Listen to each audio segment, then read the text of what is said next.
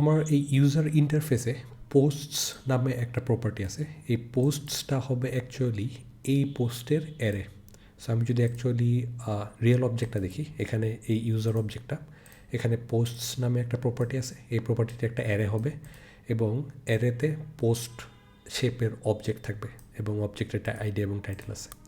So টাইপস্ক্রিপ্টে আমরা যদি বলতে চাই কোনো একটা আইটেমের ভ্যালু হচ্ছে আরেকটা আইটেমের অ্যারে, সো আমরা এটাকে দুইভাবে করতে পারি। প্রথম ওয়ে হচ্ছে এই পোস্টের পরে একটা অ্যারের সিনট্যাক্স সেট করা, এভাবে থার্ড ব্র্যাকেট ওপেনিং এবং ক্লোজিং।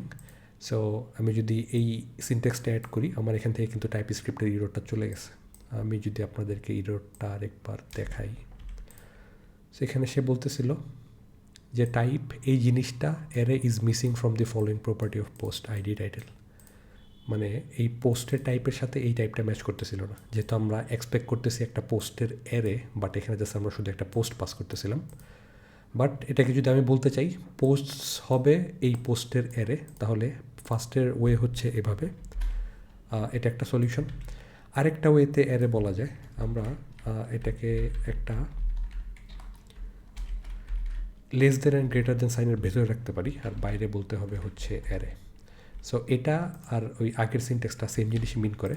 এটার মানে হচ্ছে এই পোস্ট হচ্ছে এই পোস্টের অ্যারে। আমি যদি পোস্টের উপরে মাউস রাখি, অ্যাকচুয়ালি আপনারা দেখতে পারবেন ভিএস কোডে আমরা আগে যে সিনট্যাক্সটা ইউজ করছিলাম ভিএস কোড ওটা দেখাচ্ছে আমাকে। এই দুটো সেম জিনিস।